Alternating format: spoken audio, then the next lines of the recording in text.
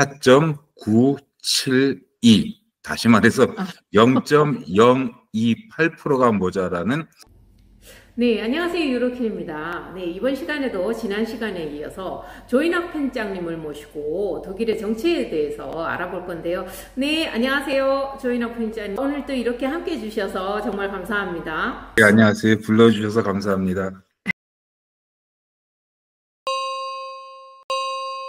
네, 이번 선거에 우리나라처럼 젊은이들이 대거 참여해서 이렇게 뜻하지 않은 결과가 나온 걸로 알고 있는데 어떤가요? 예, 맞습니다. 이번에 연방의회 선거도 독일에서도 난민 문제 때문에 상당히 관심을 끌은 선거였는데요. 특히 젊은이들이 대거 투표에 참가해가지고 투표율이 1990년 이래로 가장 높은 82.5%가 나왔습니다. 대단한 숫자이죠. 한국에서는 뭐 70%만 돼도 많다 그러는데 82.5%라는 높은 게 나왔고요.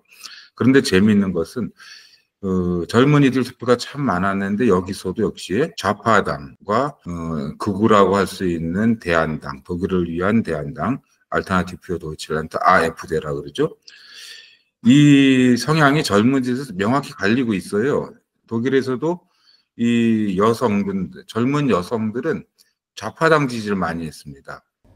그런데 또 젊은 청년들은 극우 정당이라고 하는 그 대안당 지지가 훨씬 월등히 나타나고 있어요. 그래서 독일에서도 이른바 이대남들은 보수화돼 가고 또 젊은 여성들은 보다 왼쪽을 지향하고 있는 거 아닌가, 그런 점이 많았고요.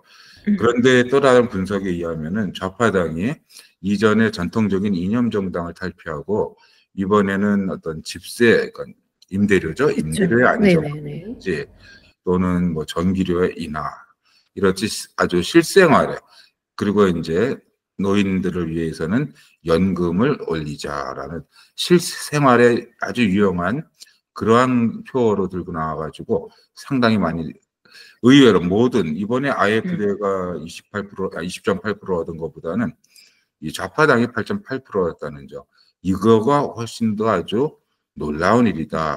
이런 분석된 기사들이 올라오고 있습니다, 지금. 아무래도 젊은이들이 요즘 살기가 힘들어졌잖아요.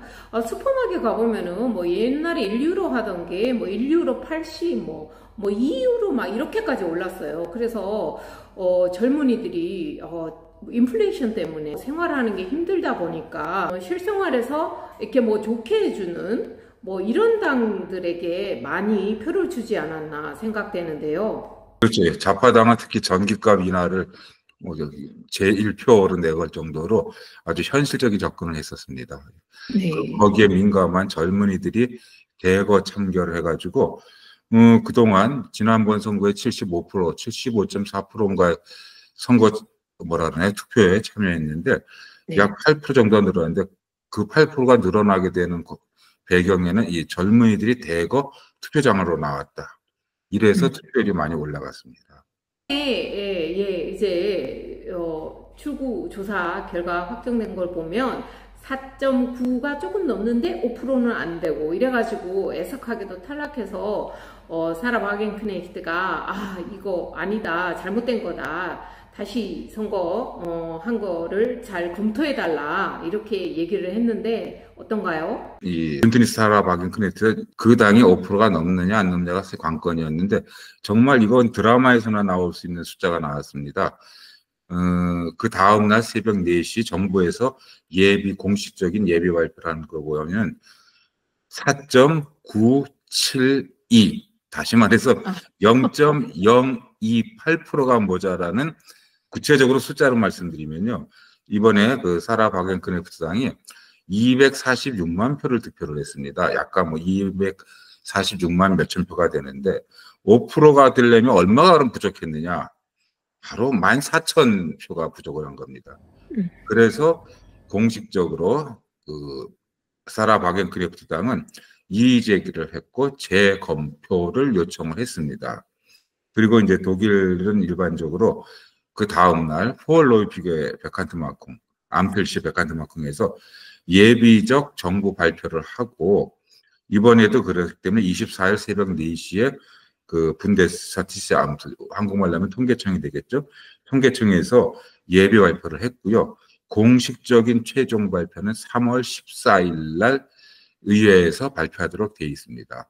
그래서 그날 바로 발표됐을 때 이 사라 바겐크네프트당이 1,400표로 어디서 찾아오면은 아주 네. 혼란이 나옵니다. 지금 의석 배분을 다 했는데 5%가 되면 기본적으로 630석에서 33석을 확보하게 됩니다. 그러면 기존에 지금 의석 배분한 정당에서 34석을 각 득표율에 맞게 재조정이 됩니다. 거기에는 지금 연정과도 맞물려서 커다란 혼란이 일어날 것 같아서 모두들 주시하고 있는 상황입니다. 그러면 BSW 분드니스아라 바겐크네히트 당이 이렇게 재심해서 만약에 5%가 넘어갔다. 이렇게 됐을 때는 연정이 어떻게 될까요? 현재 이번 21대, 제21대 독일 연방의회부터는 연방의회 의원이 아주 고정됐습니다. 이전과 다르게. 그래서 총 630명이 정원이고요. 과반이라 그러면 315가 반이니까 316석을 확보해야지만 과반이 됩니다. 그런데 현재 김인영과 기사련이 확보한 의석수는 208석이고요. 그리고 3인당은 120석을 확보했습니다. 다시 말해서 두 당이 합치면은 328석이 되겠죠. 그러니까 316석에서 12석만 넘겨 있는 상태입니다. 그렇기 때문에 현재로서는 일단 그 김인연과 3인당이 연정 협상을 하고 있는데 아까도 말씀드린 것처럼 사라 바겐크네 당이 34표가 재조정이 된다 그러면은 이 두 당, 즉 김인영과 3인당만으로서는 316석을 확보하지 못하기 때문에 어쩔 수 없이 녹색당과 세 당이 연정을 해야 되는 상황이 들어옵니다. 그런데 이제 독일 정계에서는 녹색당에 대한 호불호가 너무 많고 특히 기사련, 바이에른주 정당인 기사련의 죄더 총수 내지는 대표는 한국말로 하면 내 눈에 흙이 들어가도 녹색당과 연합은 못하겠다라고 지금 공식적으로 발표를 하고 있는 상황입니다. 그렇기 때문에 이 사라 바겐크네프트 당이 5%가 되느냐 안 되느냐는 그 당에서도 무척 중요한 존망이 걸린 문제일 수 있겠지만 다른 한편으로는 독일 정부 구성에도 커다란 아주 방향타적인 역할을 하리라 생각이 됩니다. 네, 그럼 BSW가 만약에 5%가 넘고 최소의 주드 총리가 얘기했듯이 우리는 절대로 녹색당과는 같이 연정을 할 수 없다. 이랬을 경우에 독일의 연정은 어떻게 될까요? 일단 사라 바겐크네프트 당이 5%가 안 된다면 아주 간단합니다. 해결은 간단합니다. 예, 김인연과 그리고 3인당 이 두 당의 연정만 해도 아까 말씀드린 것처럼 316석이 과반인데 328석을 확보하고 있기 때문에 과반이 됩니다. 그런데 바겐크네프트 당이 해서 5%를 확보를 했어요. 그러면은 이제는 이 두 당만 갖고는 안 되니까 어느 한 당을 갖고 연정을 해야 되는데 일단 가장 제2의 당은 IF대 152석을 갖고 있죠. 그 당과는 연정을 할 수가 절대 없는 상황이고 그럼 남아있는 거는 링케, 즉 좌파당이 남아 있습니다.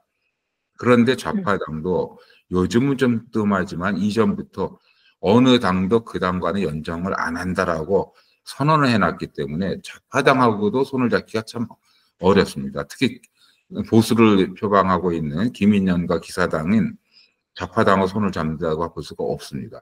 이럴 경우 이거 참 어떻게 과반이 안 되는데 그래서 지금 두 가지가 나타나고 있습니다. 하나는 뭐냐면은 그래도 어쩔 수 없이 녹색당과 연정을 해서 김인영 기사련 연합과 3인당 그리고 녹색당이 가지 않겠는가.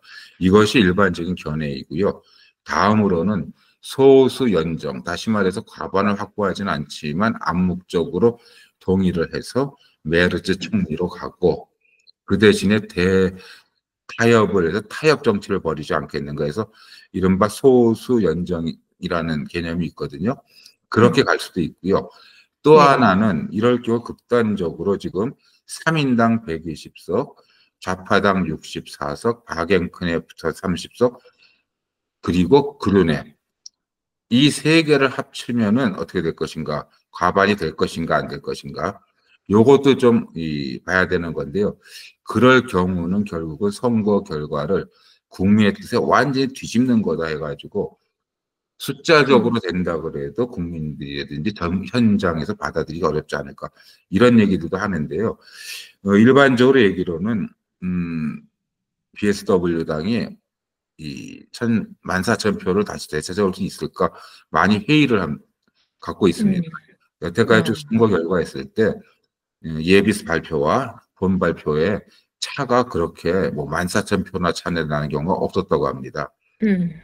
오케이. 아, 하지만 이런 네. 가능성이 있기 때문에 상당히 아주 흥미진진한 앞으로 한 달 내가 흥미진진해지겠습니다. 네, 그럼 독일 국민들의 지금 선거 분위기 결과는 어떤가요? 오히려 선거 후가 조금 많이 안정화돼 있습니다. 음. 선거 전에는 이 AfD가 어느 정도 약진을 할 것인가. 여기에는 뭐 기대에 걸친 희망으로 보는 기대감이 있을 수 있었고 또는 공포 내지는 두려움으로 보는 기대감도 있었습니다. 과연 AfD가 얼마나 약진할 수 있었던가.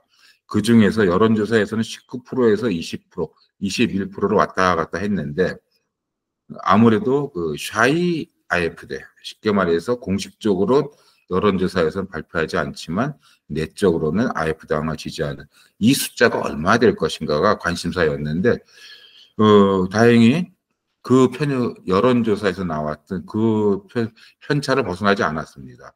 20.8%를 했기 때문에 이번에는 그 여론조사 추이와 정확히 맞아떨어지는 하나의 예외가 있다면 바로 좌파당이 막판에 상당히 선전을 해서 하루 전날 여론조사 발표해 보면은 5.6에서 6%를 받습니다.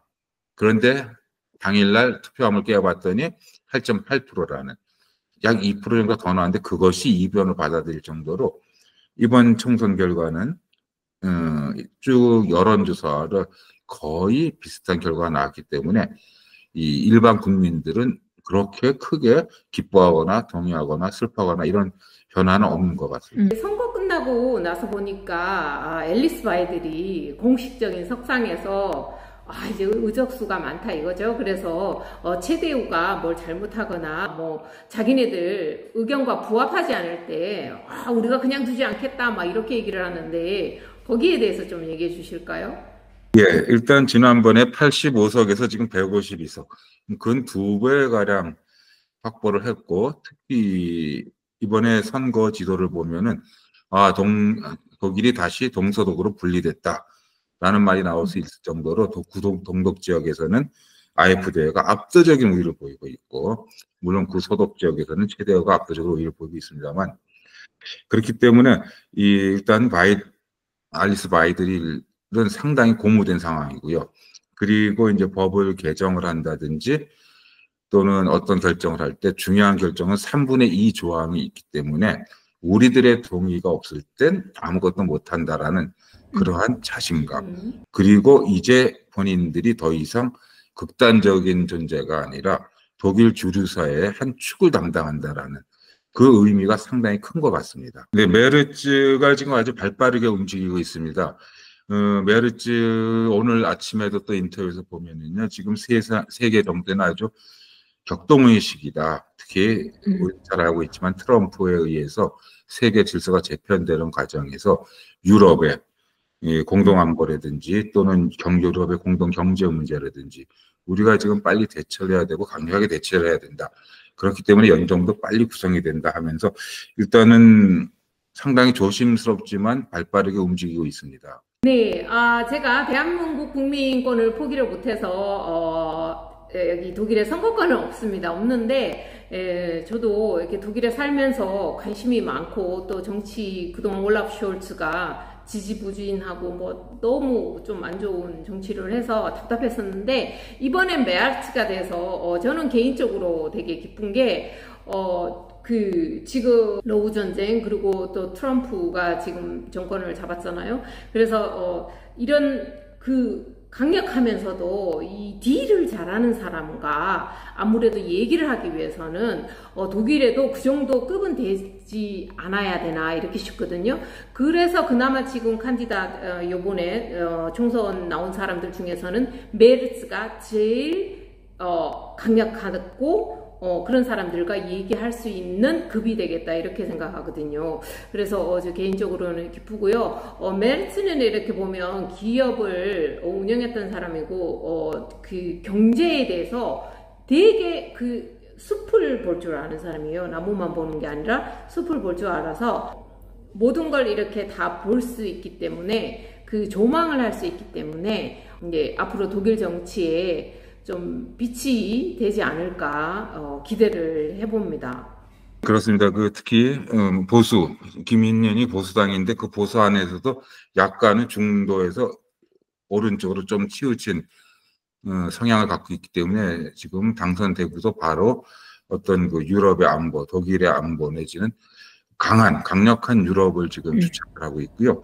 우크라이나의 전쟁에서도 우크라이나를 계속 도와야 된다라는 이야기도 하고 있고, 그래서 더 강력한 지도자상을 구축을 하려고 하고 있습니다.